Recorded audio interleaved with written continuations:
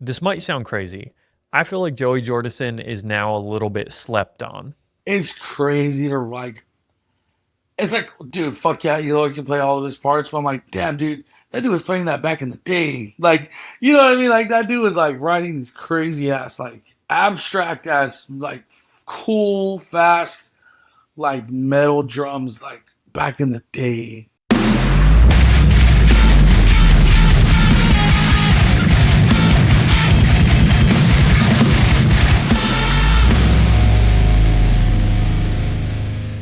Good morning, good evening, wherever you're at. I'm glad you're right here with me. My name is Tyler Herrera, and this is Hardcore Dropout. So, what you heard up front right there was Xavier Rios from the band Life Cycles out of San Antonio, Texas.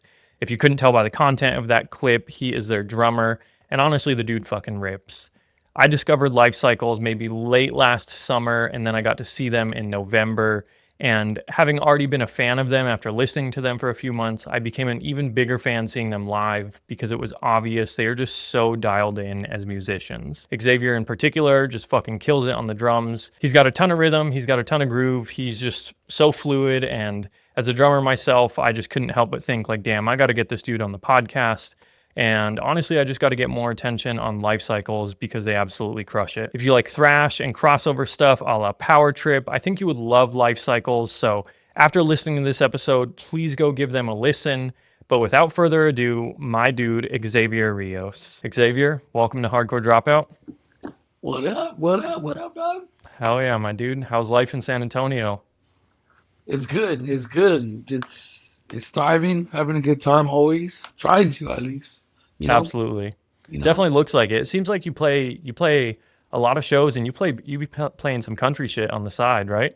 Oh yeah, I'm like pretty much like full time musician, So like Fuck yeah. doing, the life cycle stuff is pure passion, how that goes and but country that's where the bucks are sometimes, that's where it's at. So usually that's like my throughout the month I'm playing different shows with our singer. He plays guitar in the band in the country Okay. band with me. So we're usually gigging throughout the weeks, and yeah, that's what we were doing.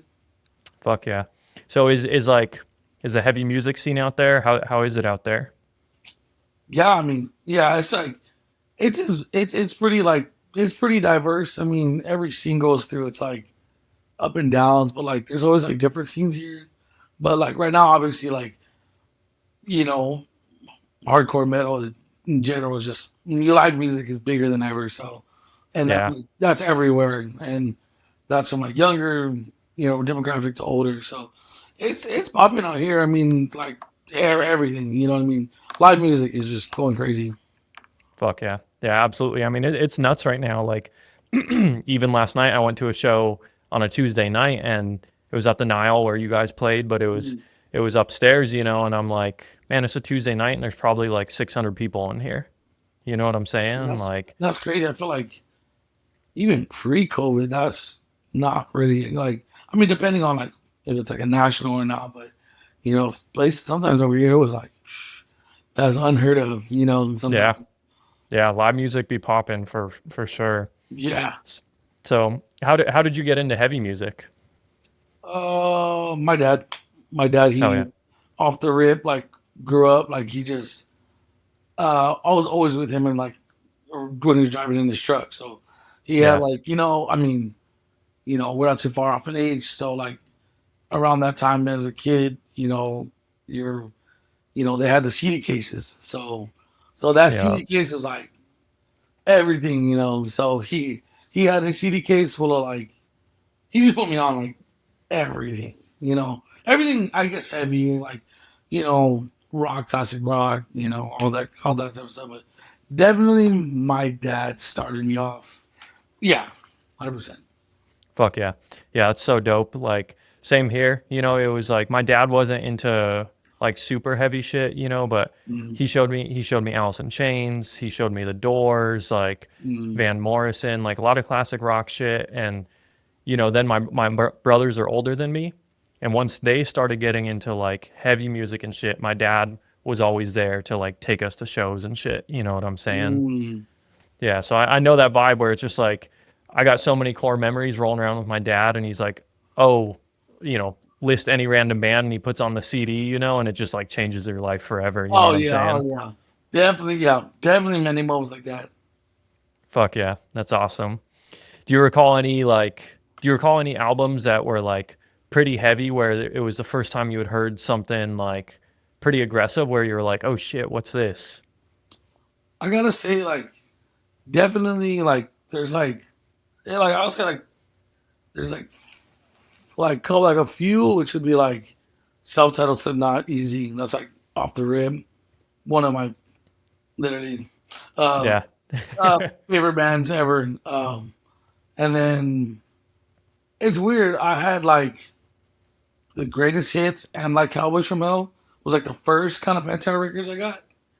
So like I didn't have like Vulgar Display just yet, but I knew like the hits, and then I knew all like Cowboys from Hell was my favorite record because it was a record I had. So definitely Cowboys from Hell, and then Kill 'Em All for sure. dude. Kill 'Em All. I mean, Yeah. I was already listening to some heavy music and shit at the time, but then my a friend of mine, he was a guitar player. He came over one day and he showed me Kill 'Em All, and I think it's Jump in the Fire. Oh Is that yeah. one of the tracks on there? Yeah. Yeah. I heard Jump in the Fire, and that's probably one of my earliest memories of hearing like a song that's so like guitar heavy, and I was like, "Oh, is this what like shred is?" You know Yo, what I yeah, yeah, mean? yeah. Yeah, so dude, that Kill 'Em All album is like that shit is just peak metal, peak thrash, like Oh, fucking essential metal album. just fast riffs, like literally just fast. Yeah, That was 100%. that was definitely, yeah. I like my, and then probably one more would have to be. I mean, like either Toxicity or Still This album from System. Yeah, Those my dad was like huge on all those bands, but he just loves System, so he was all like that was, yeah, hearing those records was like, what is this? But like I loved it. yeah. Damn, your dad is down if he's bumping System of a Down. Oh, dude, my dad is like like he listens to everything. You know what I mean? So that he definitely more than covered a lot of ground for me. Like I'm literally like as a child, like kid, baby, like you know Yeah, jamming on, like when the albums came out. So that's, yeah, that's all. He put me on all of that, but I would say like self-titled System, self-titled Slipknot, first Cosmo, all the kind of first albums, first Metallica albums. So all of those just so happen to be the ones that like you know yeah, really great for 100%. me. That's so dope, man. Did he like when did you start going to like concerts or shows? Dude, unfortunately, what sucked. Shout out my mom, but my mom did not want me going to concerts. Yeah, She was so scared for me to get hurt, or I mean, concerts back then were, I mean, people like mosh now, and people are literally getting fucking pretty, you know, their shit rocked at shows. But it's like, I feel like back then it was just like old fools just not giving a fuck, stomping like elbows, like big ass yeah, combat boots. Like they did not give a fuck. So my mom was like scared for me to go. And this was like my Jordison, like everything. Like my mom needed, I was trying to go to 3 days grace with like my tia. She wouldn't even let me go. Like bro, like 3 days grace. Like come on, like yeah. what happened there? Like bro, so pretty much, yeah. I didn't go to my. It was just crazy, random coincidence. The first concert I ever went to, like, well, I went to like a rap concert back in like 2 years before my first metal concert. But the first metal concert ever, other than like local stuff, my mom and dad liked going to local stuff like um around here. But anyways, it was Mayhem Fest 2008 with Head Slipknot, Damn. and me and Mike and Luis, the singer in Life Cycles. It was technically, we didn't know at the time, but that was both of our first shows ever. Yeah. So Damn that dude, that is I was a a little late, but I've been jamming, but that was That was the first show I ever went to. I mean, dude, that's fucking crazy because I remember seeing Mayhem Fest and thinking like, fuck, if only I could go to that. And so for No, that, for that to be your first show, like, I mean, dude, I remember like Slipknot was on there, Under Oath was on there, mhm. Suicide Silence, like that was a crazy lineup. Early for them too. Like I was like, I look back even like years later. I was like, damn, they were on that show. And when I went, like I was only there for some, not like Yeah. at that point I had like been listening to some out for more than half of my life. So I was like so stoked to see them. But I saw like Five Finger Death Punch all random. They had just came out. Yeah. The Bleeding, that one song was like on the radio, so I knew that song. I remember seeing like Walls of Jericho. Um, Fuck yeah. I met Sid at that concert, which was crazy. He did like a DJ set at his like tent, and then like my cousin's mom ended up getting us the front of the line. Like you had to buy something, and you went to the front of the line to meet him. So it was crazy. I met him, and he was in a wheelchair. He had just broken both of his ankles. Holy shit. Did he Yeah, break it on stage? yeah, yeah, he jumped off like the one of the platforms and just shattered both his ankles on the tour.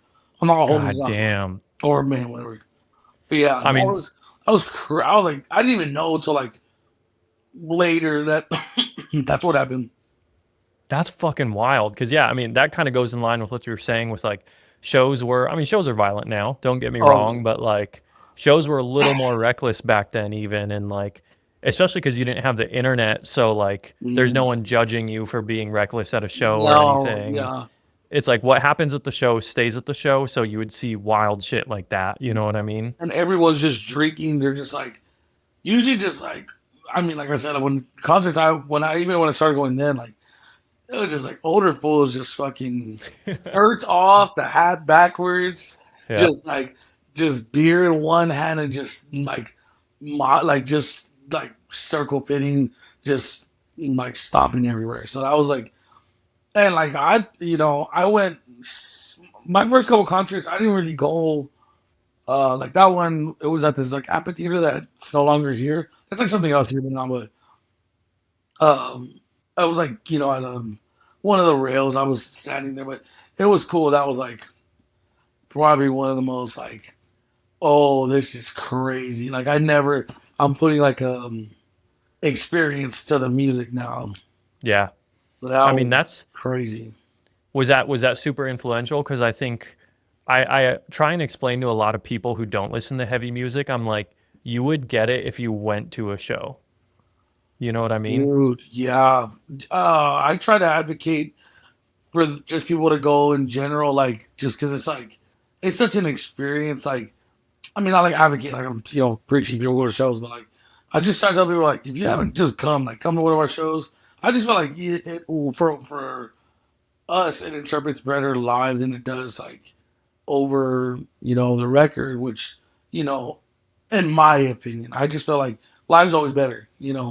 100%. I love it, but oh yeah, dude, that concert was like it switched. There was a switch after that show because like Fuck yeah. I loved the openers where it was like Mastodon, Dragon Force, which I only really knew Dragon Force because at literally it was like that year after like Guitar Hero 3 came out, so everyone knew Through the Fire and the Flames.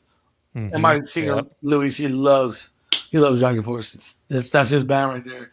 But I would love Disturbed for that was another band my dad put me on to. So like the first two Disturbed records, seeing them, that just came out with I think it was Indestructible and like Okay. gosh, now I love Disturbed straight up. Hey, I get down with the sickness, bro. I'm down with it. Fuck yes. I'm like they have some of the hardest fucking riffs, like but seeing them, I was like, oh, they're badass. And then when Slipknot came out, it was just like, oh, whoa, this is their real. It was like that. Yeah. Me and my bass player talking about this is like when you see someone for like the first time, you're not like starstruck. You're kind of starstruck, but you're just like, they're real. Like when you Yeah. see somebody over the internet for like a long time, it's like, because even at that, like, YouTube started with like '05, so it was like watching whatever. I had seen every Slipknot video known to man at the time. So Yeah. like watching them and then seeing them in person, I was like, oh, this is crazy. Yeah. So 100%. I like undeniably that was like a game changer. Like the experience of being there was crazy. Yeah. That's so dope, man. Cause like even to this day, there's some bands that I'll be like kind of into, and then I go see them live and I'm like, oh shit, I love that band now. You know? Yeah, that's a badass feeling too. Yeah. It's just like you said, it's like live music is a fucking experience, you know, and I think that's even why, I think that's why it's even popping off so much right now is because, like, bro, we all live on the internet. It's nice to just go have an in-person experience where, Mhm. like, you're just in a room full of people and, like, all that matters is being there, enjoying the music. You know what I'm saying? Yeah, it's different. It's different. Yeah. Completely different. A big theme I'm picking up on is like you really grew up on a lot of like pretty important like metal, it sounds like. Yeah, the pillars for sure. Yeah, that's so dope. And dude, it's crazy because even that stuff is catching a new wave. Because like Slipknot will always be big, but I feel like Disturbed gets more love now. Like Yeah, fucking I feel like what you mean. yeah, I mean, and like Creed, Crossfade, fucking all these bands that were just like corny at one time are coming back, Yeah, and suddenly everyone's like, "Hey, I fuck with this." hey man, people were sleeping on Creed. Hey, when they announced, well, I'm like gatekeeper as fuck. When they announced the Creed thing, people were like, "Oh my!" Like people had never, ever, ever, ever seen post about Creed. We're like, "Post, we're gonna go," and then they sold it out. I'm like, bro, y'all don't literally name 3 songs. Like I'm like, bro, that was another band for me. I love Creed. Like, bro, Mark Tremonti has a fucking wrist. So like, ew, I love Creed, but I was such a hater when everyone was like on the like nostalgic wave with them. I'm like, hey, Yep. shout out Creed, get your bag. But damn, literally, I was such a hater, bro. I was like, y'all ain't none of y'all was jamming Creed. Y'all don't want it open, like and like Straight up. higher, But it's like, man, throw on like any cut, like, bro, y'all don't know it, and I'm such a hater sometimes, but I'm like, cool, that was, and I even more, we were about to leave, or we were on tour, and I couldn't even go, so I couldn't even go to show here. So I think I just couldn't go, but I was even more hater. That I was like, damn, I couldn't go.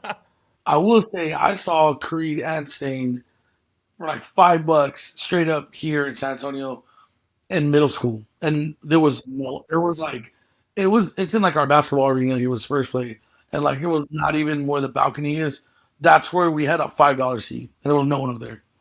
God damn. But So, again, and then the mind you, the same arena was sold out this past time for Creed, you mean? for Creed, yeah. But the last time, like nobody gave a fuck. That is That's what wild. made me that like y'all did not care. Y'all didn't care about Creed, but I fucking love Creed. Straight up.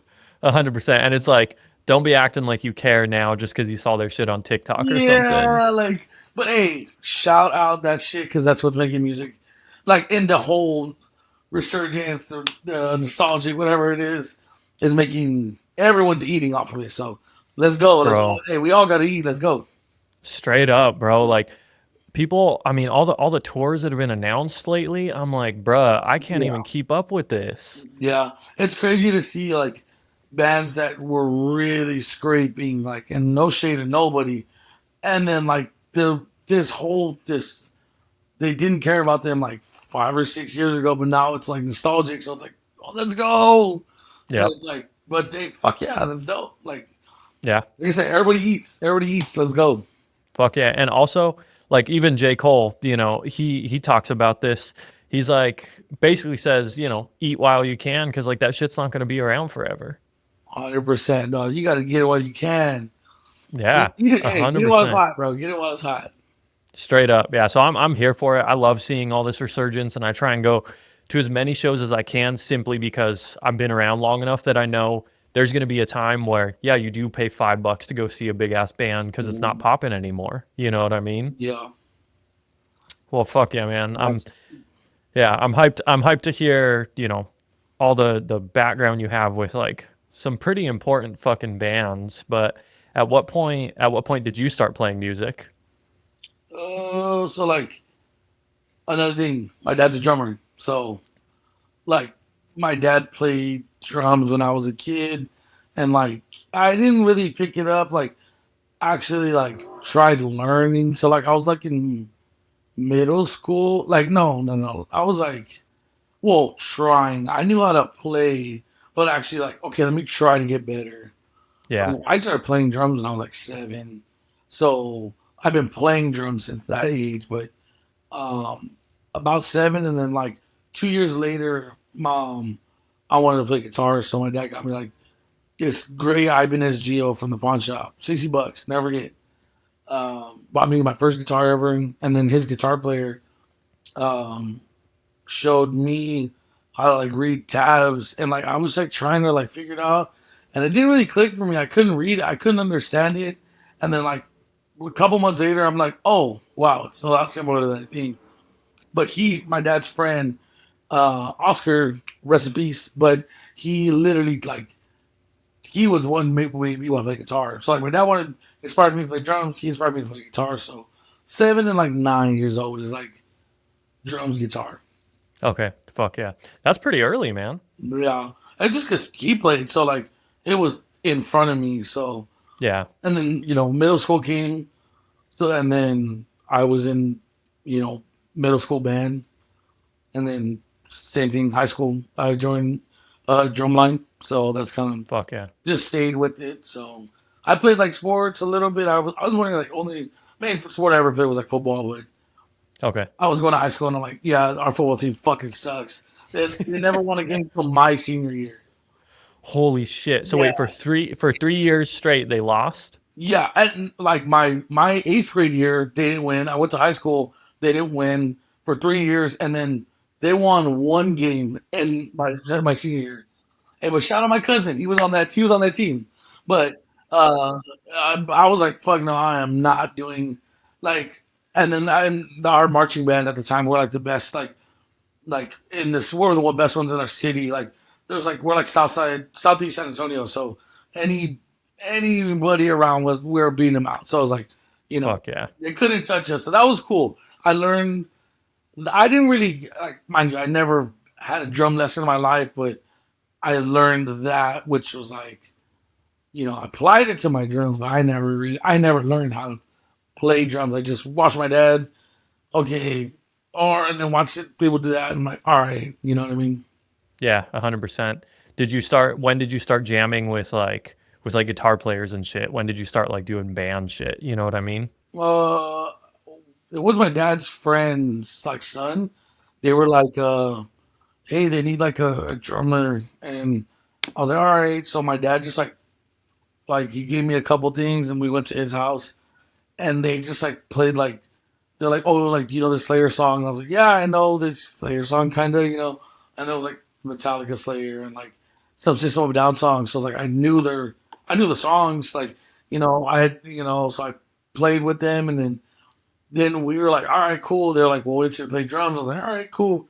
So we started like learning all these covers, and then like um that was when I was like eighth grade, eighth grade.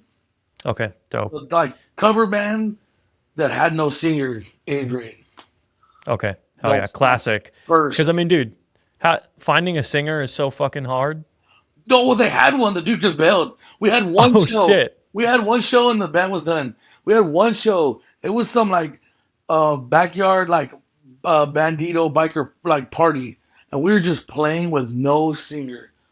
And like my mom pulled up, everyone's just like smoking out there, and I'm like, my dad brought me, so but like it was just like it was so funny, but like we literally played covers with no singer, and Wild. that was my first band ever. Hell yeah. This is making so much sense though, because like when I saw you guys play back in, I don't know, whenever that was, when was that you came through Arizona? I had to been October. October. Okay. Yeah, when I saw you guys play then, and then even just like the clips you guys post and shit, it seems like all you guys are the type of like musicians where like you've been jamming for fucking years.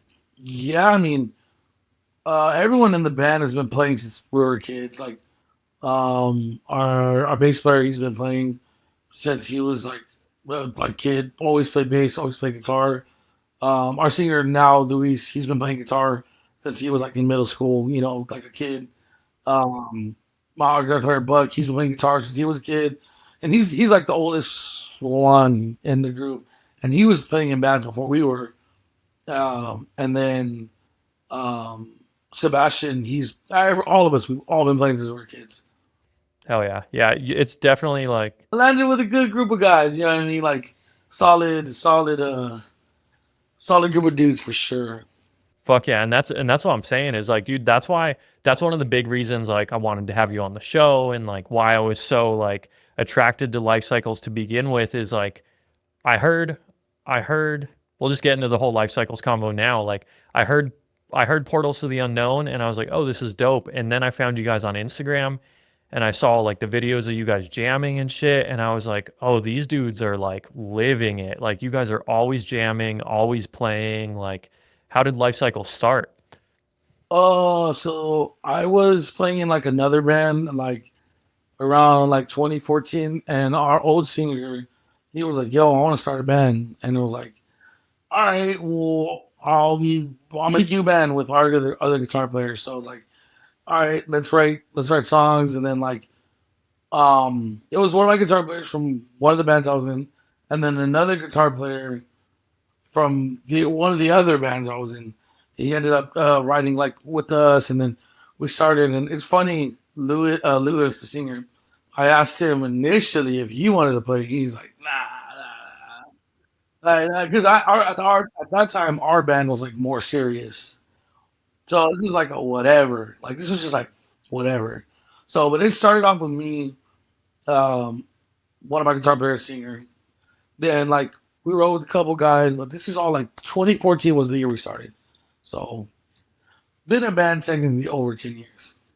Damn, yeah, Slightly over 10 years. that's a trip cuz yeah, I mean, one I'm tripping out that 2014 was that long ago. That's yeah, I know. Yeah, that's a trip and so that also means how many albums have you guys put out? So we did like right when Buck joined the band, we put out an EP called the South Cross EP, and it's on Bandcamp. Um, we had a single like right before that, and it was like the only song we had for like a really long time.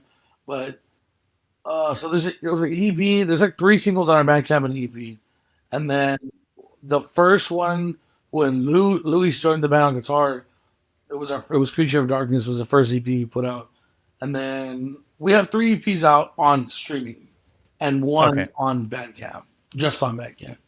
Okay. That makes sense. No full length or and then like one single on our Spotify as well. Hell yeah. No full And lengths, yeah, but okay. So do you guys consider yourselves like crossover thrash or like what do you guys consider life? yeah, I mean, dude, pretty much like I think at like the beginning part of like this band, we're like I was here wanted like hardcore or like it's kind of was like let's just go for that, and then like realizing really fast that that's not what this was at all. So like I'm just like ever since back then, I've had no desire to subgenre us. Like I'm cool with crossover. I feel like that's the best way to explain to people that know.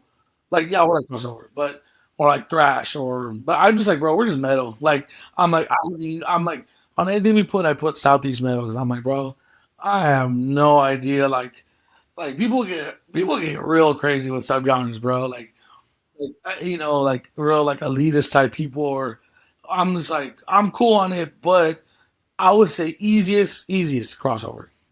Yeah. Fuck yeah. Yeah, I mean, because you guys play super fast, like the power chord riffs and shit, and like has that real classic, like, when I made that video about you guys, I think I referenced like Exodus, Oh, you know. 100%. Yeah, that's the main move we get, and I'm like cool because that's definitely an inspiration for sure. Yeah, because that was like one of my first thoughts was like, damn, this is like classic thrash shit. But then when I saw you guys live and really started listening to it more, I was like, hey, there's a lot of like, there's a good amount of breakdowns and shit and like groove and like, it really is like, it's just such a nice like balance of different like elements. Yeah, I'm trying to keep it fresh, bro. Really don't like going fast, like grooving, like going heavy. and like it kind of just like it's always like we don't know what's about to come out when we get like start rolling with like recording stuff. It's like we know at this point we've gotten our like sound, but it's just kind of like it's really just you know what I mean. We want this one, that one, and that's all right. Let's make a song. That shit is really hard sometimes. Like it's very like tedious, but like it always comes out. Always one thing with this band, we always figure it out, and that's kind of how it happens with music. It's just like somehow just we figure it out, and it just comes out like that. You know what I mean? Yeah, 100%. And that's again, that's what I'm saying. Where like the more I followed you guys, saw you guys live and stuff, I'm like, oh man, you guys clearly have like chemistry. You know what I'm saying? Yeah, man. We people tell that to us a lot. I mean, mainly just because I've known everyone in this band for over 10 years. So every one of them, like I've known for at least 10. So like, and we're not like, you know, we don't just get together to jam. We're not like, in a sense, a long time ago, we kind of were like pieced together group. Not really, but just because we were all from different bands, but we're all friends. Yeah. Like I live with Buck, our guitar player. Oh, for real? Yeah, we live together. He lives, on the inside apartment for me. Um, um, and we like I hang out with my band like up throughout the week. You know what I mean? So it's like it's not like we're like actually like friends. Like Yeah. I mean, it sounds like you guys are fucking brothers, basically. yeah, no, yeah, brothers. I was like definitely like yeah, that'll go to the ends of the earth for each other. Been there plenty of times. So it's like been through a lot together. That's kind of really what it is. You know what I mean? Like um, been through a bunch of stuff, bunch of change, and yeah, I'd die for any one of these motherfuckers. You know what I mean? Hell And yeah. That's walk so on, dope. it's on everything, So, but yeah, I mean that's really what it is. We're just like some people, somehow a lot of bands like I guess are like pieced together, or like some are, and then they just kind of like see us and like, oh, y'all are crazy, and like y'all are, like well, we're just us, we just hang out, Yeah. and do dumb shit, you know. That's kind of like the only way to explain it, to be honest. Yeah, I mean, bro, that's the vibe I get when I watch you guys' stories. Is I'm like, Yeah. y'all are just kicking it all the time, like having a good time, and straight up, like before we started recording, we were talking about that. I'm like, you guys make San Antonio look fucking fun. Yeah, and that's really like that's what I'm saying. Like we just be having doing whatever we be doing, like you know, having fun, be partying, responsibly, but like we just be doing dumb shit sometimes, and I can't explain it, but that's just what makes us us. Hell yeah, oh Yeah, yeah, definitely comes through. Like I keep saying, you guys like clearly have chemistry, and it's like when I saw you guys live, I was just like, man, you guys are like, in good with one another. You can tell you've been jamming for a long ass time. yeah, literally. Yeah, that's fucking dope. So, was that? Do I remember when we talked? We talked a little bit in the underground when you played here. Mm. Do I remember you saying, or maybe your singer said it? Was that your guys' first tour as Life Cycles? Dude, for real, kind of, yeah. Like, we just did a lot of like runs, with a lot of like like 4 or 5 Texas runs. Um, Technically, that was like we and then like we hadn't really gone out of state with this band till the beginning of this year, and it was like a tour fell through. Unfortunately, that would have been our first real one, but we did like only a couple dates. We went pretty far. Like we did Nashville and like up northeast and like Brooklyn and came home, which was like, insane. But like we were just like we're down for it. Like this shit got canceled. We stopped with some of the shows, came back, and then we had left with Mouth for War and No Cure, and that was like we went out of state and stuff, but that wasn't very long either. We went up to the New England Metal Fest and played that, which was sick. But it wasn't long. The run wasn't long. This one was like we went from doing weekends to like we just are in 3 weeks. Let's go. Yeah. So Was that it was was 3 weeks long?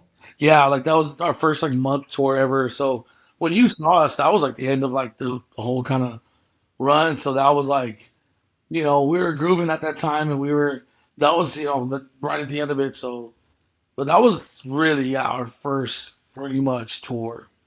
Hell yeah. That's sick. Like, You said you were grooving at the end. Is it like, as someone who's never been on tour, is it like, what's it like going through, like, what's that first week like on tour? Like, what's the middle and then the end? Like, what's that whole experience like? I feel like if it's going badass, like the first week is cool, Yeah. or and like I mean, usually like we're just stoked to be out. No matter how many people are there. Like like Yeah. we're pretty much we're at a level where like we're just trying to do groundwork. But first week, it's like fun. After the first week, you're like, damn, you're on tour still, and like it's like fuck yeah. But then like you start, it starts kicking in a little bit of like oh, this like I don't know, not even inconveniences where you're just like, you know, you still having something to bed for a little bit, but that's cool. You know what Yeah. I mean? Like it's really nothing. But I think the only thing where I'm saying grooving was like, at the beginning of the tour, even though it just came off for tour, we're off for like 2 weeks, and then it's like, okay, let's get back in the groove. And then, well, the thing that actually was that tour, the I Am tour, we left without our guitar player Sebastian because he got COVID right when we were leaving. Fuck. So God damn. Jaden from I Am, shout out him. He learned our set. Like he was okay. So Sebastian was gonna leave at the end of the tour regardless. He had some like he does like audio gigs. He's like a sound guy. He does like Okay. it's like audio gigs. So he was leaving the last couple of days. So he learned our set for the last couple of days. But then I was like, oh yo, he's actually not here at the beginning either. So it was like scary. We were like, Yeah. holy shit! And then the last tour, our bass player he had like a family emergency. And he couldn't go either. So it was like that tour, we kind of had a little. But by the end of the tour, like I said, that like you kind of catch the groove. You kind of catch like, getting working out the kinks through the first week, through the second week. He came back and he met us in Brooklyn. So and then from there, we were just like we were grooving, and then by the end of the tour, it was like really like just locked in. Like I guess that's what I meant by that. So just locking in by the end of the tour is always like, fuck yeah. And then you go home, you're like, damn, we're just getting, we're just in it. Man, that's so dope. Like, I just love to hear, bands out there grinding. Like, it's obviously dope that social media can take you so far, but from what I can tell, it's like touring is still the goal. You know what I mean? Oh yeah, dude. I think like the dream for me is not just I mean, a gold record would be pretty tight, but Yeah. and I would hope that one day that happens. But to me, the dream is the big show. That's the dream for me personally. My it's like it's you want to play the biggest show ever. Yeah. The dream is Moscow '91. You know what I mean? Fuck I yeah. think it was '91, but that's like in my head, or like any like just those huge festivals. It's like when we just see the sea of people. That's it for me. To work there is that's where I'm trying to be. Yeah, that's so dope. And like, do you guys have a lot of plans to or ambitions to try and tour more? Oh yeah, I mean, right now we're just kind of like we have this show literally a couple of days here back home, and then we have after it's like we start on the 6th of February. It's just like we're doing like Texas shows with our homies in Mall. Shout out Mall. Okay. Yeah. They're we're just doing like Texas with them. Running down there. They're those became some of our good homies. So like fuck yeah, we're down. Um, but right after, like, immediately after that, we're like picking up our producer. He's actually filling in the last show, um, on bass, but we're bringing him back down here, and we pretty much demo and pre-pro everything here, and like we'll final track vocals here in our apartment, like in the living room. We have like a little studio set up, so. Um, so that's kind of like we're bringing them down as soon as we're done with that tour, and it's time to just get this next little record out there so we can get back on the road. Pretty much, getting the music to get back out there. Yeah. So is it Portals or is it Portal to the Unknown? Portal. Okay. No. So Portal to the Unknown came out like a year ago, right? Yeah, which is weird. Yeah, It's kind of that's a weird. trip. I didn't. My guitar player was. He brought that up the other day. I was like, oh, it was like February, and I was like, whoa, that's crazy. Yeah, bro. Yeah. Trust me, as you get older, I mean, shit keeps it just moves faster and Well, faster. you It's experienced. crazy. It's just fucking a year went by. Walk me through what it was like recording Portal to the Unknown. Oh, dude, so crazy. Like we just randomly were like, we linked up with one of my best friends, Jason. He's like one of the good homies. He plays in Frost Coffin, Myth Carver. Um, he was just like, I trust him. I played in a band with him.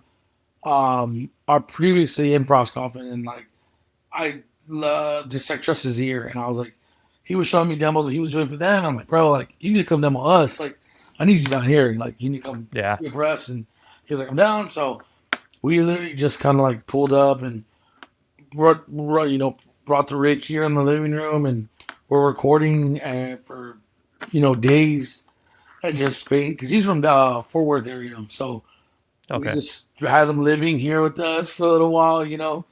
And then randomly is when we got hit up through our shout out Andrew from IM really plugged us in with the Scott League in 1126. Well, we already had like we just conveniently had just recorded a demo of like 4 songs, and we're like, yo, like we're trying to do this, like y'all down, like yeah, like you have music. We're like, actually, yeah, we have music. We just recorded some, so it's just like fucking universe type shit lining up. So that kind of and they were like, all right, let's do that. Boom, boom, boom. Signed our first record deal with them, and then we came. Then we final tracked everything here in San Antonio and a little bit up in Oklahoma at our buddy Gary's house, and final tracked everything. And um, it took me maybe like a month and a half, 2 months maybe to get everything done.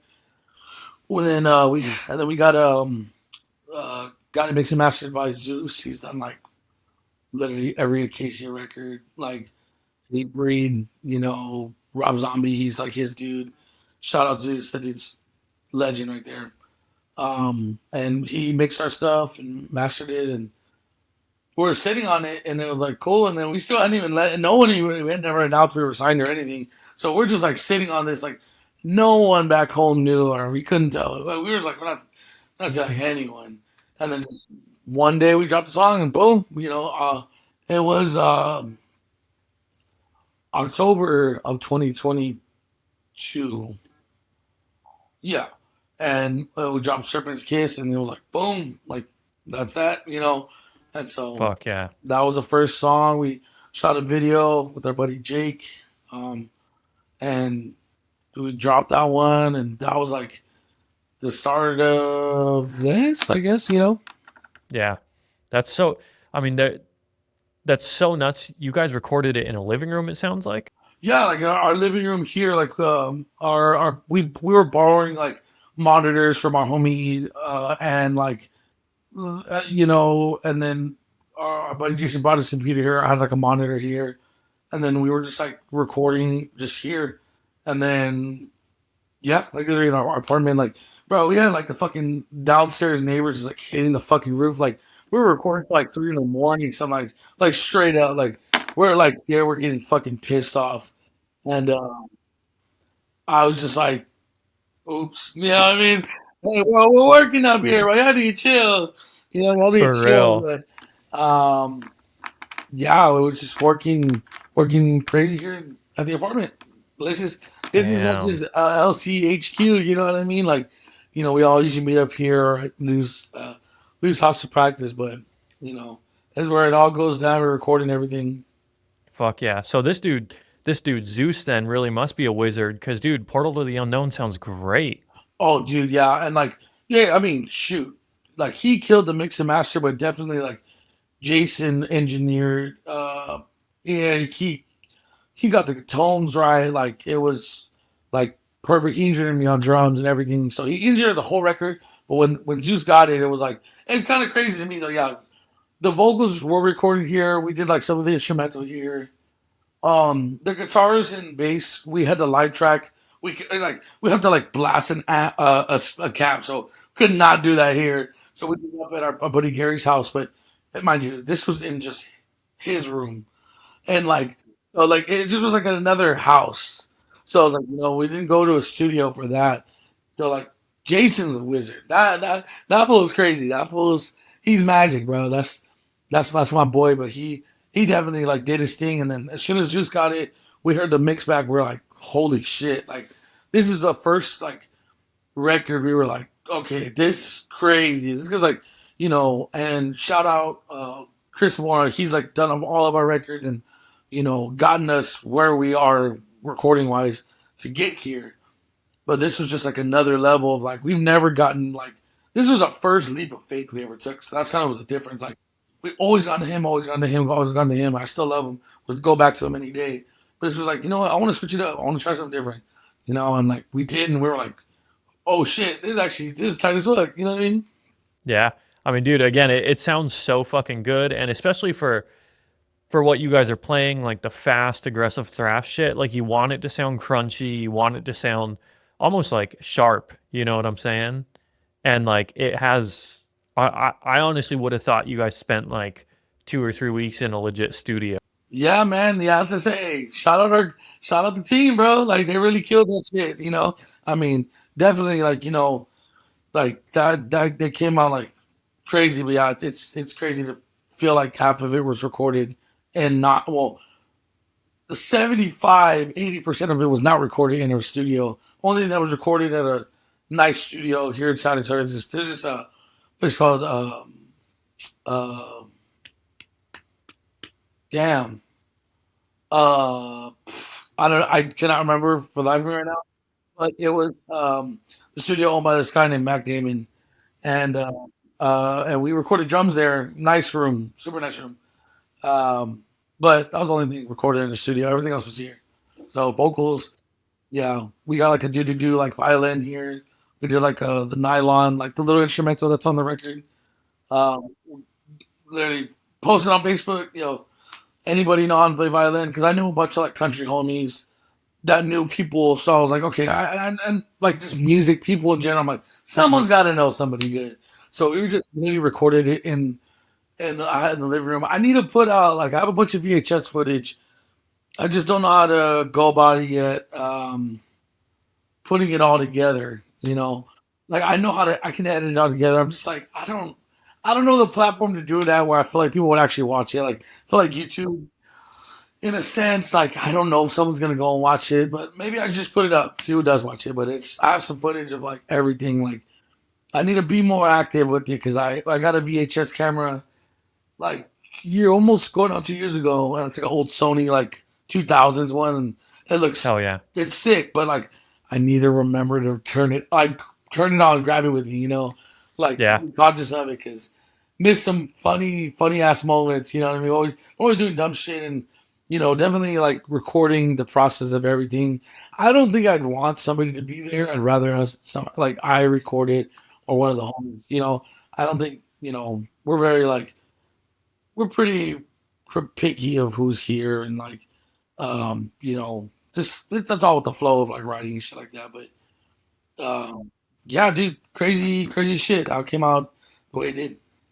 Yeah, 100%. I mean, but yeah, I mean, you talked about it's all about who's there and shit. It's like, I mean, dude, you guys are creating your art, you're creating like the shit that you've been working on for, I'm sure, years. And it's like, yeah, you got to create the right vibe when you're trying to bring that shit to life. Yeah, it's definitely important to like and that's the hard part about being creative is like that shit does not flow all the time. So Yeah, that shit, is not easy and it's not made for everyone. So definitely it's tedious, but like when it comes to that type of uh, environment, it's like you gotta lock in. 100%. Yeah. I mean, you got to know, like, I mean, dude, I go through it with making this content. You know Oh what I mean? Like, it's like, bro, some weeks I can't think of anything to say, like, yeah, man, like and to keep it going too is like that's crazy. Yeah, it's hard, and there are days where like you have I mean, I got a day job still. You know what I mean? Mhm. So it's like I'm still working Monday through Friday. I got a 9 to 5 and it's like there are days where you're just like, "All right, I have no choice but to just lock in," like you said. You know Yeah, what I yeah. mean? It's like it's it. I mean, if you won't, someone will. Yeah, dude, bro, that hits so hard because it's fucking true. Like everyone has access now. Everyone can record an album in their living room. Anyone Yeah, can turn on their iPhone and film it's a so easy. video. It's so easy. Like for someone to want it more than you and get it done.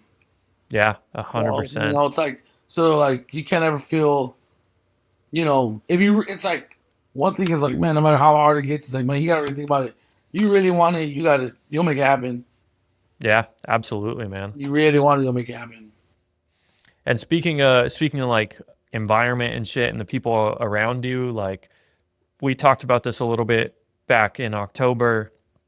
Dude, the Texas scene seems crazy. Bro, there's some heavy hitters out here, bro. Like, and that goes for the whole state. Like, speaking for us here in San Antonio, like, you know, every time we throw like a show, I really want to make sure like we just get like bands I think that are good. And like this Friday we got there's this new band called Public Threat, super sick, like new band. This band called Crossways, like super sick. They're not like hardcore, they're more like, like the real cool, like new metal, kind of like, singy, like give me that wah pedal type beat, you know what I mean? Give me that, the that cool, like, vibe. But and then there's like, heavier like death metal Voracious Contempt, drummer is super sick, just like heavy shit. And then this other band called Fear Loss is on, super just dope hardcore band. But other than that, there's like Inner Self, this band, like if you haven't checked them out, you can check them out. All of them are little meatholes to me. They're all little. They're the younger ones, so those are the little meatholes for sure. But they're doing their thing, holding their own. Definitely, like they could show up anywhere and do their thing. But um, definitely um, Inner Self, What is Sanity Step, another band from here. I don't know if you ever you, heard of them. yeah, Sanity Slip I've heard and then No Suffers out there, right? No Suffers in El Paso. That is my dog. That is the OG. That is the baddest motherfucker behind the drum set. We're talking Hey, about Jay, right? hey, bro, that's my Dude, OG right there. That is like you cannot touch that man. That is a monster in human form behind the drums. Like that. straight up. That Dude, fool is crazy, dog. yeah, I remember him from Triumph Over Shipwreck. Yes, that's how I knew him for years. So that was like my old band, Very Under Texas, and then even my previous bands before that, we played shows with them back here. But I know they hit y'all circuit because they were closer to y'all. Because I mean, mind you, we're in Texas with them, but we're 8 hours away. So like, you know what I mean. So we weren't crossing paths as frequently, but they came down to San Antonio a lot, and they were road dogs, hard as fuck. So I know they were more in like y'all seeing like Arizona and New Mexico and Yeah. um, My brother played a few shows with them back in like late 2000s and shit, like probably around 2010 or so. mhm. Um, yeah, and that's how I found out about them. And I kid you not, he came back from that tour, and him and the other bands that were on that tour, they came back, and all of them had something to say about Jay. Bro, I'm not telling you that he's literally like a monster, bro. Like he's literally like I don't know, like you can't explain what you're looking at. Yeah, Like you cannot explain what you're looking at ever, and it's like, dude, like but he's one of them, bro. Like one of the like some of the best drummers I know. Like like I said, like from here, homie, he plays the Saturday Step Versus Content. He is probably one of my favorite drummers out here right now, and the drummer for himself. They're my favorite drummers right now. They're like they're younger than me, but they're doing their motherfucking thing. Um, You know, drummer wise though, like Brandon from I Am, he's like I look up to him like every day on that tour. I watched him every day. You know, trying to like figure out this motherfucker's magic. You know that he, you Yeah. know, he's just natural though. He's natural. He's a fucking monster. Like, you know, he's from Houston. Is he the dude with he has the Long hair. longer blonder brownish hair, Yeah, right? yeah, Okay, yeah. yeah. Beard. You know, Yep. it's Yeah. man. But dude, that dude is a fucking like I watch him in all. Like everyone's just like, holy fuck. I'm like, yeah, holy fuck. This dude's insane. Like, uh, he's super crazy. Um, fuck, I'm liking. But when he goes from other bands, um, there's more bands here like Future Shock.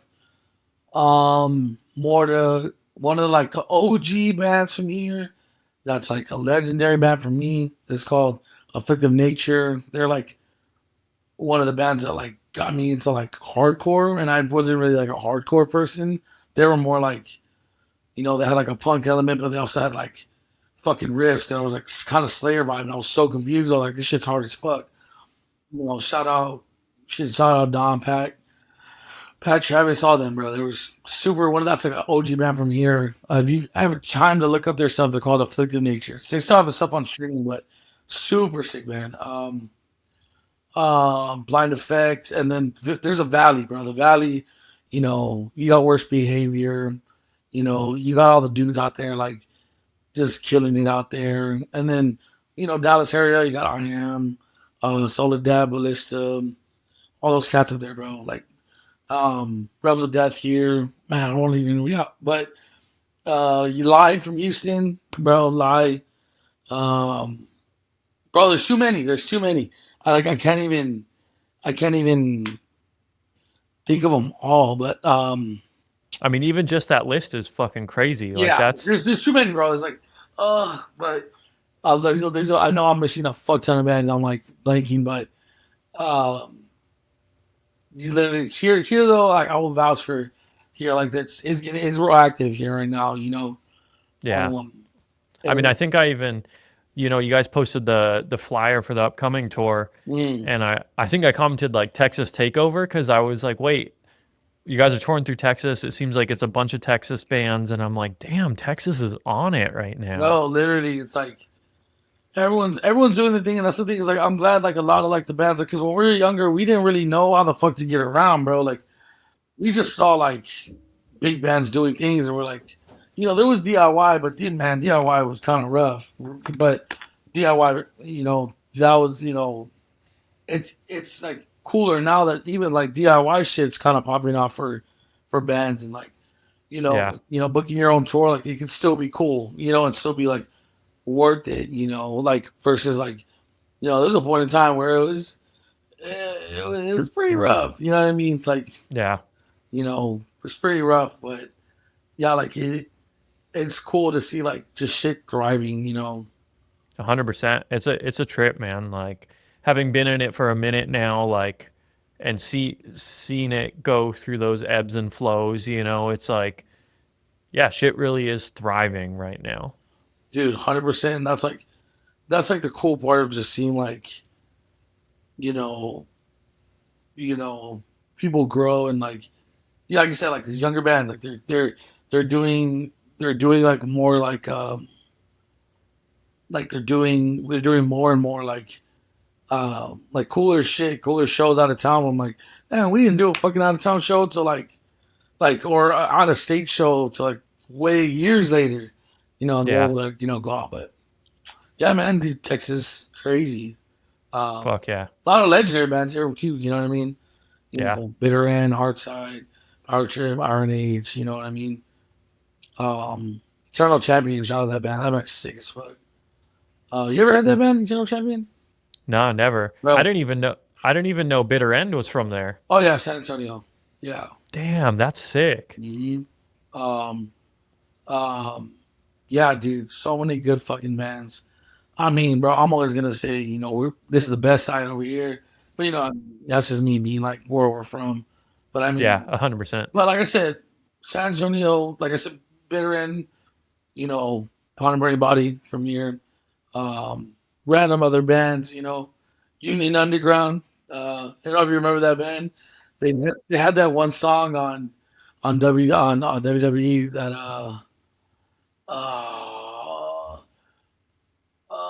now into worlds kill. Yeah, no, it's up around 5,000. What? You said Union Underground? Yes, what song? They had Let's see. they had this song like it was literally on old WWE. Uh Mr. Dead or Yeah, no? that was one of them, but I know they have Okay. another one. But they're from here. Uh bro, what? Across the Nation? That one. That Okay. if you listen to it, I don't know if you fuck with wrestling like that. I mean, Um like, I definitely had my phase, like Eddie Guerrero, Rey Mysterio, man, like, yeah. if you ended up watching it at any time around there, you hear that song, it was literally what the theme music. Okay. I'll look it up. It sounds like it's something that once I hear it, it'll make sense, right? Yeah. So like Hell them, yeah. they're from here. There's that band Nothing More that's from here. They're more like I don't even know how to explain their genre, but they're sick. But like I always try to push hard like where we're from because it's like not too many people make it from here. Like I Yeah. always feel that like I always want to put on for San Antonio for one, Southeast side, that's where I'm from. That's where like we live, like currently that's where I'm at, Hell yeah. most of us are, this is where the band was made, founded, everything. Like I just take pride in where I'm from and I feel like that's just something we carry in our attitude and our, whole thing is like, I want to put on for where we're from because bro, for a long time people overlooked like I said, like people go like Austin, Dallas, Houston, and it's like, bro, there's a whole other world, like right an hour from Austin. You know what I mean? Like, you know, and like, bro, I mean, I'll shout out Austin. I got the homies uh, up there, Virtue. Uh, some other homies up there, but like, I mean, dude, like the scene, it used to be cool like that, but bro, like if he was like, man, we got a scene down here too. You know what I mean? Like, and to me, I always felt like people think Austin, the thing like 'cause that's where all the big concerts go here. Like a lot of cities they'll skip artists will skip San Antonio to go to Austin. Okay. So I'm like, bro, we got popping down here. You know what I mean? So Yeah. and then people started coming down here more often, and then like people. I just was like, bro, we got something going on down here, especially like not just us. So like I take pride in like putting on for like at least what we can. You know what I mean? Like where we're from. Yeah, dude, that's so important. Like, I think that's like, I love seeing when people rep where they're from because, like, I mean, that's your whole ass identity. You know what I mean? That's Exactly. where, like you said, that's where you make yourself, and that's where you really cut your teeth and figure out who you are. And it's like, I think it's so important to rep where you're from. Oh yeah, 100%. Everybody does. The L.A. bands, California bands, Bay Area, New York, Florida. You know what I mean? No matter where they're from, Hmm. everybody raps hard. So I like that shit. Fuck yeah.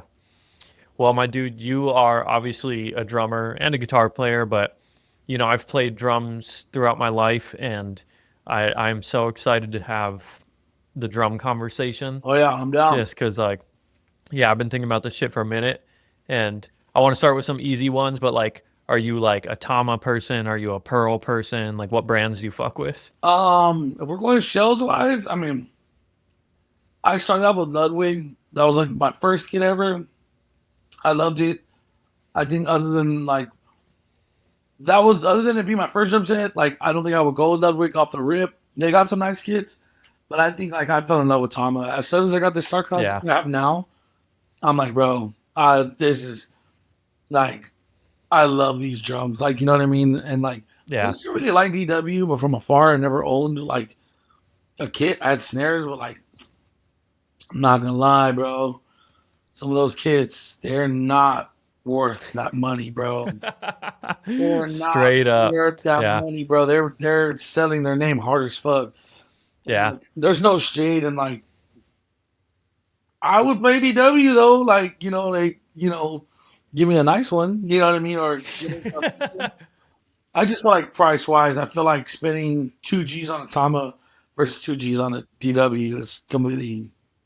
completely different quality wise. And like, I mean, I own DW snares, but Tama.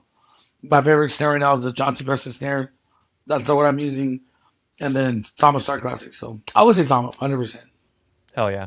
I feel like Tama's really in the like heavy music scene. Tama's really come up a lot too. Dude, yeah, like when I was growing up, I was just like one of the drummers I knew infamously was like Lars and like John Dolmayan from the System.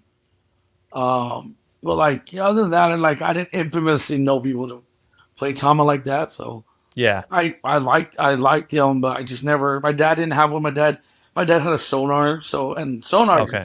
sonars are sick. Those are like those get like crazy, like nice. You know what I mean? He has a nice like $1,000 kind of drum set range one. That's I love. That's like my OG kit that I would play when I didn't have a drum set. And like I started out with that kit. I had a Frankenstein kit, and then he didn't let me bring his kit, so I had like a Frankenstein like fucking CB 700 or like Yamaha drum, like bro, like I didn't have a double foot, but I had two basses, like uh yeah, and but yeah, definitely. As soon as I got into um my own, it was a Ludwig, and I liked it. And then I bought one maybe like 2019. I got my first Mapex, and bro, shout out Mapex. Mapex is that brand is super sucked on. Yeah. They're Oh, dude. they're those like $7,000 to kits can hold up, bro. There's armory kits, bro. Those are the shit. Like for giving like the price, like those are the shit. And there's Saturns, and the Saturn Exotics are some of the best sounding drums that I've heard. But like I said, that's kind of where I'm at right now. Hell yeah. That's dope. And yeah, I mean, dude, Mapex, I mean, I remember even growing up, I was always weirded out like Chris Adler from Lamb of God, Yeah. you know? He was always on Mapex, and I was like, why don't more people play Mapex? Because Mapex, from what I could always tell, I was like, Mapex is dope. Yeah. That was the only person I knew who played it either. Yeah. And that's what I'm saying. They were slept on. And then Sonar also, there's this drummer like Gavin Harrison or something. Mm. Um, and yeah, he played a lot of Sonar shit. And that was always like, oh, dude, even Derek Roddy, I think he played Oh on yeah, yeah, Sonar, yeah. right? Oh yeah, dude. Yeah, I wasn't even too familiar with like sonar people back in the day, but uh, there's a drum shop here. Shout out Jeff Ryder's drum shop, like San Antonio. It's like the only drum shop here, straight up, like for like my whole life, and that's where I got my dad got his kids from. That's where I got my kids from. This Tama I bought from a friend, so I didn't buy it from him, but literally was there today. But like he had a bunch of sonars back in the day. That's how my dad got it. So he had like Hell yeah. he gets all super nice, lot of nice drums here. So anyone in San Antonio, go to Jeff Reinders. Definitely has the shit there. But that's kind of where he had them there. So that's why my dad just bought one. So I Yeah. didn't really know anybody had sonar. I knew like back in the day it was like the only drummers like I saw were like using like I like Joey and Vinny Paul. Yeah. So like they were using Pearl at the time. Um, but I don't know. Did I, you I ever, didn't really pay attention. I just knew their music at the time. You know what I mean? Like I really didn't like. I wasn't really into gear like that, so I got better at drums. Then did you ever, I wanted like truth kits, and that was not it. I was bro, no, dude, yeah. Truth Truth is like a fucking exercise in marketing because whatever they were doing with their marketing, they were doing it right because they were like I feel like they were the fucking peak for a minute. You know what I'm Cool saying? looking drums, and they got the best drummers to play. So that was like I said, like I didn't know gear, and then I started getting into it, and I'm like, it was right when like I got into like Adam Gray and Matt Greiner. So I was like, oh, these are the ones I need. I need the truth kit. I was telling my Yeah. dad like $2,000 wasn't anything. Like no, but I need this one. Like you're like, can we try to get it? Like oh my god, wow, it smacked me up the side of the head. Especially like I'm so glad my dad never, ever got me one of those because damn, those are. I mean, they're cool drum sets, but nah, not those. Or like Yep. it was just like SJC and like when they were first coming up. Everything just looked nice. Yeah. But I mean, that was, I don't know. yeah, that was a thing back then was like, yeah, SJC, Truth, and then Orange County Yeah. was huge. And it was all about like, yeah, they would get these super sick fucking drummers and give them a crazy custom kit. Mm. And then, people our age who were kids at the time, we were like, holy shit, I need that. You need that shit. And you're like, oh wait, no. Like I didn't find out so late, but I'm so glad I didn't. But like, I mean, I'm not the worst drums ever, but it's just like they're so fucking expensive for what they were. Yeah, 100%. No And I shade, mean, but it is what it is. yeah. It No, is yeah, what definitely. it is. They definitely were a little blown out. We can put it that way, Oh, 100, yeah, 100%. So what about cymbals? Is there any brand of cymbals that you fuck with heavy? Bro, I'm just Zildjian. Yeah, like I love Zildjian. Ever since I was like a kid. Um, I mean, my dad like pawn shop cymbals always. Whether it was Sabian, it was either Sabian or Zildjian. So, and I don't know. All my favorite drummers played Zildjian. So that's kind of really it. Like at the time, like I said, getting into gear was like all of them played Zildjian or Mino, but it was Yeah, Zildjian. It was Zildjian for me. yeah. And I mean, dude, now I I I grew love him still, but I grew up I grew up loving pasty for some reason. oh, I dude, don't know. yeah, Yeah, I was all about pasty, but now I'm just like it's so obvious Zildjian is fucking king, you know? dude, they just make badass cymbals, dude. I don't know, like I mean, shit. When cymbals break, you're like, fuck, but it's still like, damn, they're just my favorite. And like I can't lie, there's been like some saving ones I played in the like recent years. I'm like, damn, there's some of these like Sabian legacy symbols. My friend Steve put me on to. He bought a couple. He's not like brand like dependent on anything. He'll buy what it sounds good. So I I'll live through him to see what sounds good, like other type of shit. So like those legacy symbols by Sabian, those are nice. Or like he'll buy some minor ones sometimes, but usually like Zildjian, But yeah, dude, Pisces, I feel like that's an OG brand though. Like back when I was a kid, like my dad had some Pisces, and like I remember like a bunch of drummers, like older drummers back then, had like Pisces. Like I mean, it was like the roots, bro. It was those Pisces roots. I remember always seeing like I said one a long time ago. My parents they would like to go like local stuff here, and my tia played in like a cover band, and I remember like her drummer had like the roots, like the Pisces roots, and like that I remember that just being kind of back then. Those were a lot bigger back then. That I Yeah. remember I was like those random childhood memories of like one of my uncles left his cymbals here, and they were like those colored ones. Those Oh, yeah, colored yeah. pasty, the pasty like they're like red. They had some red ones. They had like Yeah. what I'm talking about. Yep. Yeah. So I remember those for sure. Okay. Yeah. I think did Joey play Peisty? He did, right? Definitely played. Yeah, I think his Yeah. black ones I think were pasty. Yeah. Oh yeah, those were the rude symbols, right? Yeah, he played he had those like black symbols. Um, those are the pasty ones. Yeah. Dude, what is it? I feel like Joey, this might sound crazy. I feel like Joey Jordison is now a little bit slept on. Yeah, I think I don't know. Like I feel like it's crazy to like. It's like, dude, fuck yeah, you can play all of his parts. But I'm like, damn, dude, that dude was playing that back in the day. Like, you know what I mean? Like that dude was like writing these crazy ass, like abstract ass, like cool, fast, like metal drums, like back in the day. Like that's what Exactly. always is mind blowing to me. Like he was writing this crazy shit, like on 10. This dude was like, there's this like dude on Instagram that I saw. I follow like a bunch of like Slipknot pages that post like pictures and like never before seen stuff. There's a guy that he's like, I don't know if he was part of the crew back in there or what he was, but he's been uploading pretty frequently like old drum cams of Joey. And I'm like, dude, that's so I like that's amazing because I'm like, dude, there was only like the drum cams of Joey back in the day. Like I can remember was the Disaster Piece DVD. Like somebody uploaded just his. There's like the same eyeless one where he looks at the camera, and then like there's like a couple of those and like a couple clips that are like montages. But other than that, there was no like drum cams of him.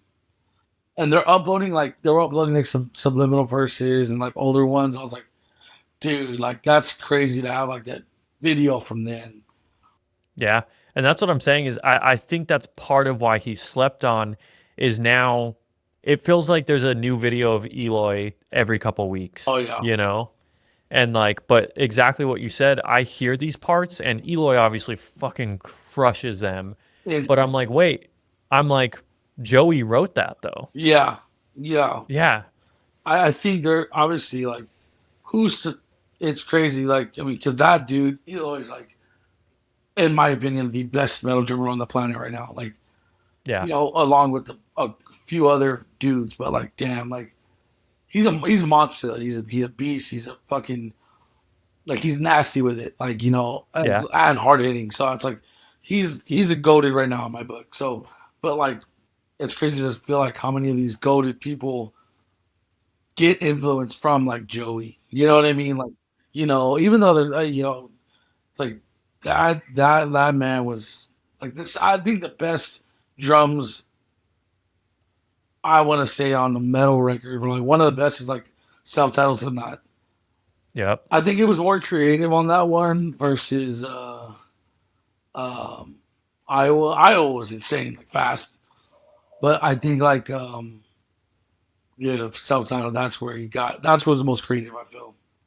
Yeah, I mean, even like, dude, even the snare sound on the self-titled, I'm like, it's so tight and like loud and poppy, Mhm. And I'm like, I hear that and I'm like, bands will still rip off like new metal bands or heavy bands who have like new metal influence. You can hear Joey's influence in the drumming. You know what I mean? Oh, dude, yeah, it's all the beats he like pretty much made.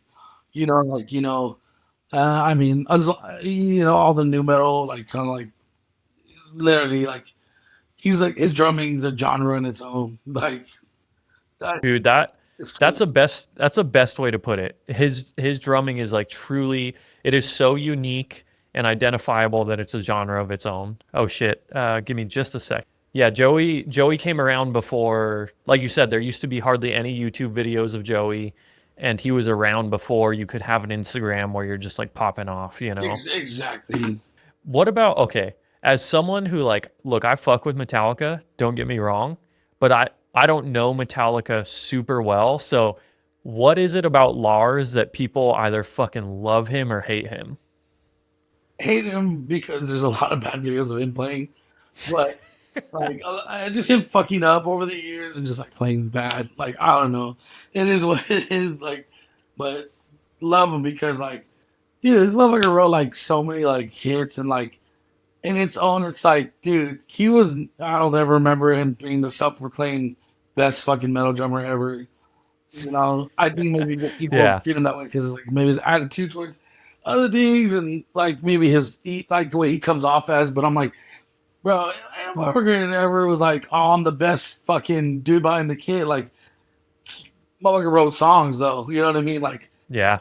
he wrote songs though, and he also was like, in his prime, was fucking killing it. Like, and it's like you don't have to be fucking, you know, shredding on the kid to be able to play some good drums. Like, like, Yeah. yeah, I feel like a lot of like my style, like when it comes to like accenting hits and stuff like that, all comes from oh shit, it all comes from like Lars, like literally Oh yeah. the fucking the timing of the accents, like all that shit. That's all him. Like you know what I mean? Like That's so sick. in general, that's like he just had that fucking. He had a very abnormal like approach to some songs. Like if you, bro, there's some songs where it's like, what did like like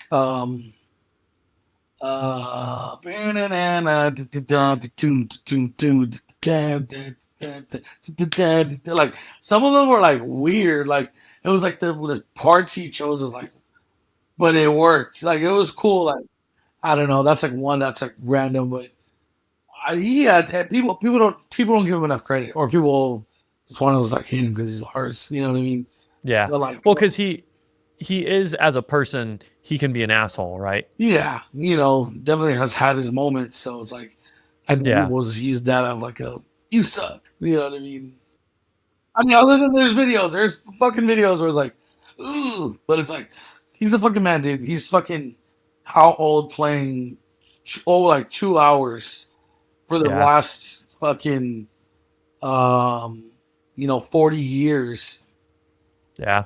Like, dude, what? Like, what the fuck? Like, you're crazy to be talking shit on that. Like I said, I just feel like he's never been the guy like I'm the best at drums ever. So it's like, well, like, you can't really hold him up to that. You know what I mean? Like, I just feel like he does have like a certain like style, and yeah, it's the creativity which makes like some of those songs he wrote. You know what I mean? Other than on drums, but like that's what makes him him.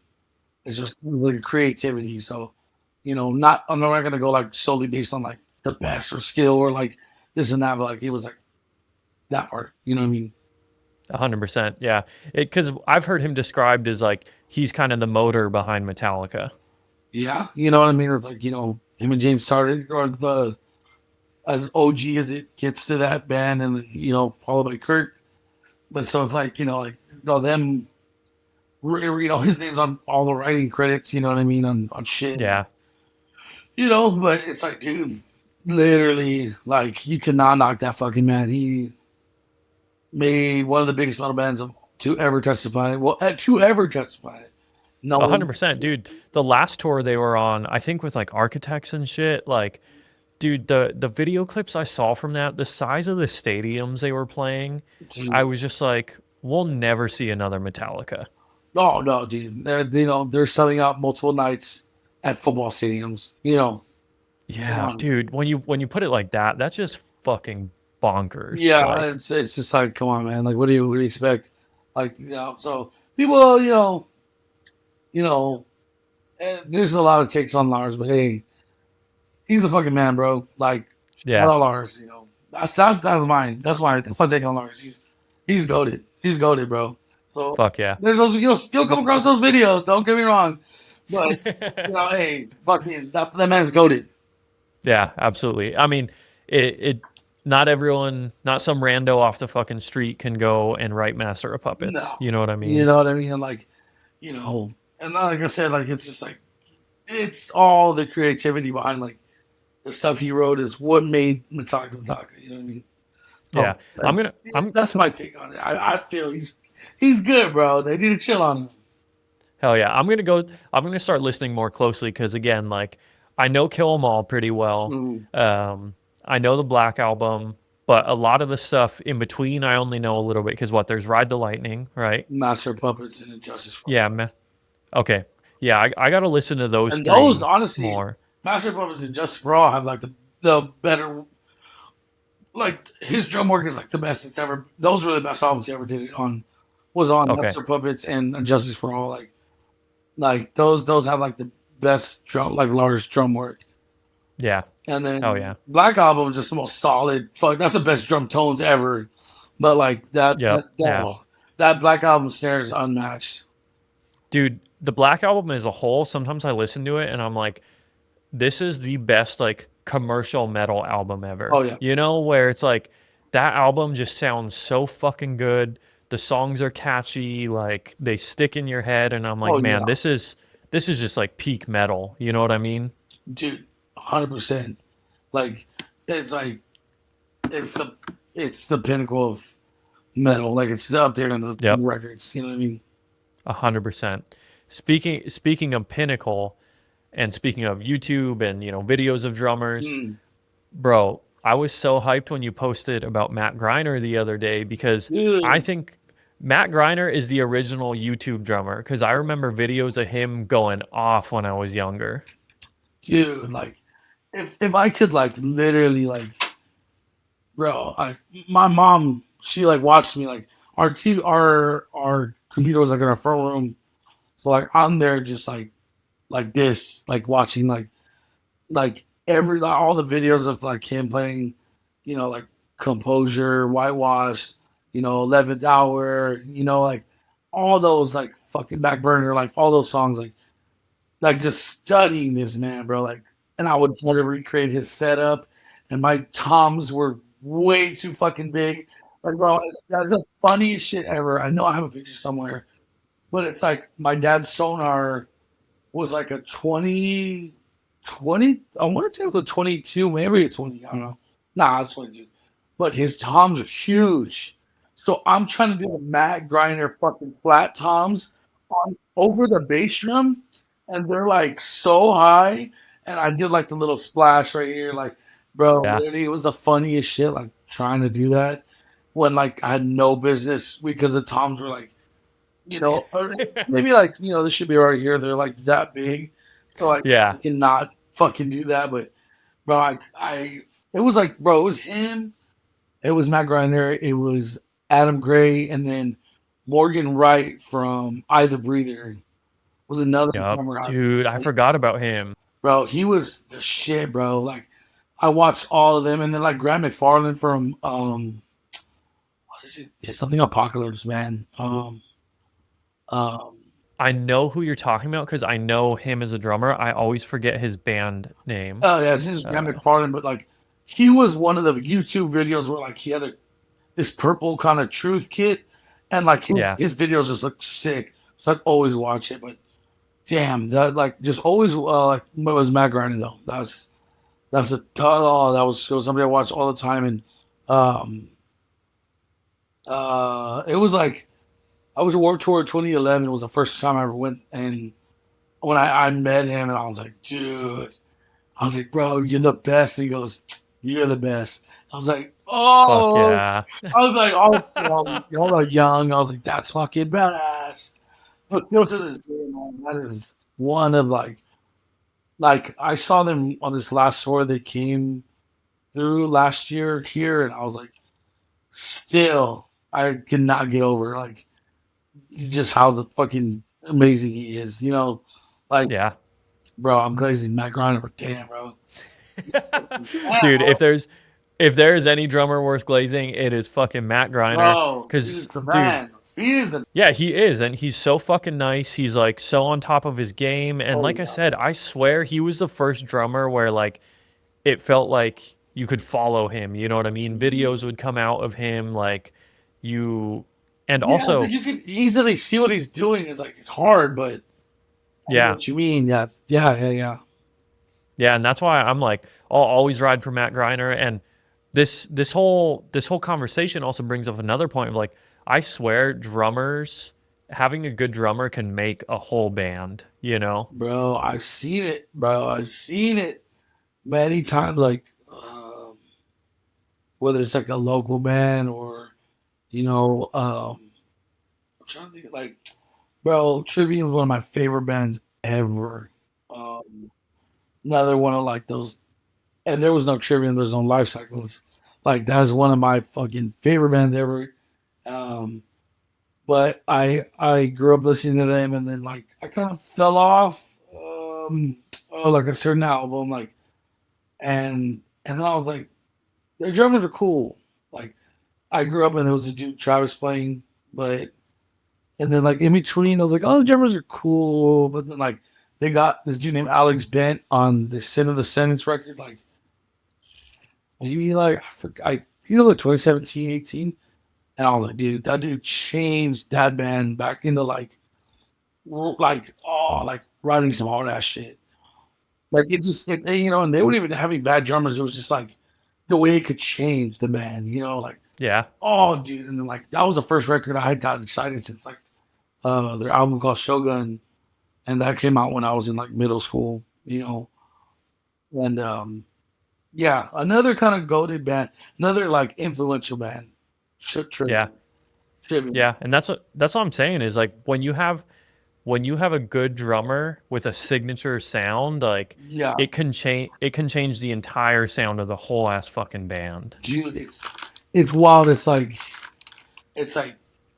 I don't even like. It's so important to have like a solid drummer. Like Yeah. practice, just practice. Like you lock in, Yeah. bro. Like you gotta like it don't make or break a band, bro. Yeah. 100%. You Real be fine quick. with decent guitar players or subpar guitar players, but you got a bad drummer.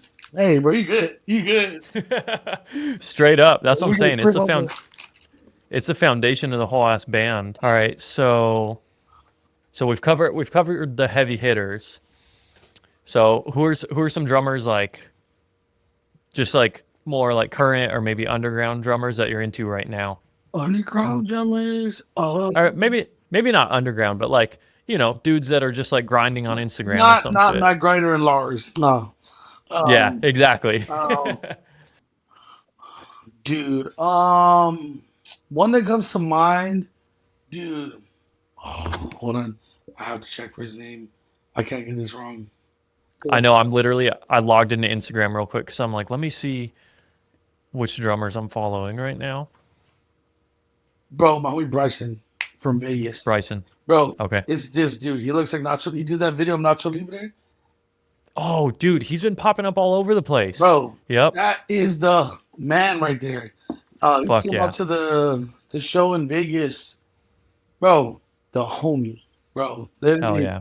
I was like, it was my first time meeting him, but I was like, bro, like I was watching his shit and like just I was nervous as fuck, bro. I'm already my homie granted, and I'm always like, damn, I gotta make sure I kill it in front of him from I am, and I'm like, and he's there. I'm like, bro, I gotta make sure I gotta do my thing, right? I'm like, I'm reading, bro, he's fire. Bro, Benny from Tsunami, that dude's always pushing Dude. heavy content. Um, I feel like all the EADs, the popular EAD dudes, like the drummer, his name's like Cathedral Despair. He plays for Stick to Your Guns now. He plays in Dude, literally, I was just gonna mention him. Like he's fucking killing it. yeah, he also plays in Twisted Cane, which is my friend Isaiah's band. Um, Yep. um, and then there's some the other guy. He plays in like Momentum. I always see his videos. I follow him. I'm trying to think, bro. Bro, there's like the Instagram. There's this dude named Stan Bicknell. That's like another dude. I wish I could fucking. This like the single foot king, bro. Like you gotta look him up. Watch any some of his shit. Oh, you probably seen it. There's no way you haven't. Um, like influencer type dudes. There's that one dude I never forget. I never can remember his fucking name. He's a dude with a beard, the viral guy. Oh, fucking I can never LS remember. Sapadio? Yes, I can Yeah. never remember his name, but I'm like that fool. Yeah. Obviously, insanely Eloy. You know what I mean? I mean he's underground, but bro, my homie Bryce, he plays for Shadow Intent. Um, that's another goaded. I think people who put up, Oh, dude. Do you fuck with on Instagram he's Travis R Drummer. He plays for Spite. bro. I was just talking about my homie Steve. I watch his like I follow him, so like that dude has so many nice kids. Has like a sick practice room, like, and that dude Yep. he's clean as fuck. He's really good, bro. Like that dude is super fucking good. Like at drums. Him. Who else is like in that realm that I'm like missing completely? Um, damn, I mean, always blank do you when it comes on the spot. do you fuck with Craig from Straight from the Path? Bro, yes, and obviously love his podcast. Yeah. Bro, dude's crazy. A long time ago, we played with. I don't know who the headliner was. I don't remember it was when we played with. It was Sticks Your Guns like Expire like a long time ago, and I remember seeing him side stage. I was like, damn, this dude's drum set looks cool as fuck. I remember him having. I want to say his drums are red, but like he had the red hydraulic Evans heads on him, so like it looked Oh, cool yeah, as yeah. fuck. I was like, damn, that looks cool. And like, bro, he's just like a hot looking dude, bro. Like he's just like, Straight up. Like I was like, bro, you look just cool as fuck. I was like, Yep. and then later on, like, oh shit, that was that guy, because I really didn't remember the drummer from Straight from the Path at the time, and then when I saw him doing more content stuff like that, I was like, oh shit, That's him. Yeah. yeah. And I was like, bro, he's fucking super solid at drums. Love his fucking podcast. Clothes are sick as fuck. Bro, the homie Cody, he plays for Jelly Roll. It was like Cody Lash drums, where he plays. Wait, he plays for like Jelly Roll, the Yeah, the yeah, Jelly Roll? yeah, Okay. Let bro. me look this up. Yeah, that is like, I knew of him through like old like one of our old bands, and then like kind of just kept up with him, and he played for this band called Siler for a little bit. Okay. And then I met him for the first time when my band actually opened up for them when they came here. I just knew through the internet for years, bro. And then like he started doing crazy Philly gigs, and bro, he ended up with him, bro, playing sold out, everything. He's played. I'll never forget, bro. This shit was crazy as fuck to see. It was like he played Madison Square Garden and then played fucking Good Morning America, like Saturday Night Live type shit. You know what I mean? Or like, like we're playing the shows and like the morning shows, the TV shows, and then go in and play like Madison Square Garden. Like, God bro, damn. like, Yeah. bruh, like that's that. I was able to see them when he came to San Antonio recently, and it was crazy. It just like, oh, we're in this sold out ass fucking thing. He's just like ripping, and I'm like, that's crazy. That's so dope. And that's what's nuts now is you can just be posting content every day and then suddenly someone will find you and you can actually fucking make it to that level. Bro, I seen it, bro. So I'm like, I try to push my homies, like, bro, put out content. Like, I need to be Yep. better at it. It was easy for me when I was or on tour because I bring my EAD with me, which is like the thing I record on my videos with.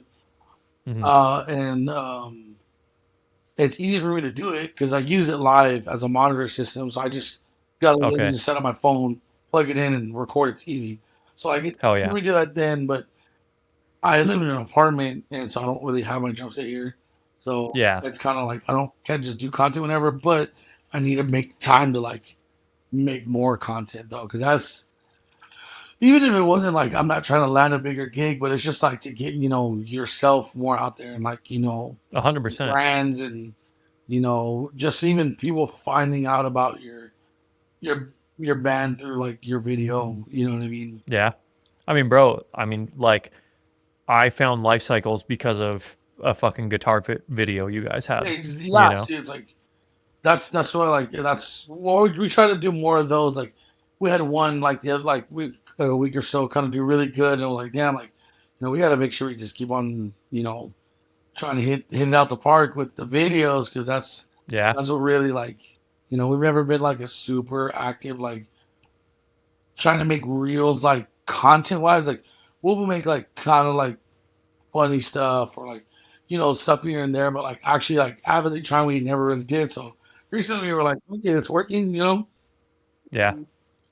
No, yeah, I mean, speaking from fucking experience, that shit can change your life. Like I started Hardcore Dropout because I was like, I honestly felt like maybe there wasn't a good enough voice in the scene for like this type of content and shit, you know? Mm. And then, dude, like my fifth video or something just fucking blew up and got like 500,000 views. And I was like, oh shit. And then I just didn't stop, you know? Yeah, and that's always a better thing to do not do is like get complacent, and then like you're 100%. like, oh, like Yeah. yeah, well that's cool. Like I can maybe write off of this for a while. It's like, nope, you gotta keep going. Yeah. And the next video is 100%. almost probably not gonna do that. But like, Oh, yeah, without a doubt. Yeah. and then you're like, but then you start realizing how the overall like your growth is getting better. Yeah, absolutely. I mean, even, I took a little break during like Christmas and shit, and like coming back now, I've already improved a lot of shit. And like I have some videos coming in the next couple weeks where I'm like, oh shit, if I would have stopped doing this a few months ago and got complacent, I wouldn't have made this good of a video. You know what I mean? Yeah, Yeah. I mean, dude, it's just like practicing a fucking instrument, you know? dude, literally that one. Yeah. Well, my dude, it's been a fucking awesome conversation. Like, honestly, so hyped to have you on here. Like, Yes, not just to get a drummer's perspective, but I love what you guys are doing with life cycles. I want to keep repping for you guys, like, appreciate it, and just bro. put, yeah, of course, man. You guys are fucking killing it. So, Any big plans for 2025 for Life Cycles? Bro, just be on the lookout for the next record, on 1126 Records. Um, on the road, that's where we're going. Fuck As soon yes. as we're done with this, we're determined. We're like, bro. After the I am run, we were like, damn, we're home. Fuck, this sucks. So we're like, Yeah. we're get back on. That's literally it. Trying to hit more cities. Go back to the cities we already hit. Literally, bro, just trying to get on the road. Get on the road, new music. That's the plans. You know what I mean? Fuck yeah, man. That's so exciting to hear because like I said, when I saw you guys, it was just so obvious you guys were enjoying what you do and like excuse me, you guys really fucking gel and yeah, I'm really high on your guys' band and I'm just hyped to see what you guys continue to do. Fuck yeah, dude. I'm stoked. You're stoked about it, bro. That shit's crazy. Hell yeah. Where can they find you? What's your Instagram handle? Mine is on Instagram. It's at Xavier Y. People always ask me, or some people ask me, like, what is that? I'm like, bro, it's an old band name. The end of it, as after Okay. random, I know, but I can never change it. It's Xavier Y. And then I have a YouTube that I never upload to. It's Xavier Rios Drums, but everything just Xavier Y, Twitter, Instagram. Fuck yeah. If you fuck with Facebook, Xavier Rios, but that's about it. Life Cycles, TX, band Instagram. Hell yeah. Fuck yeah, man. Well, thanks for coming on and we'll talk soon. Okay, done. Appreciate it.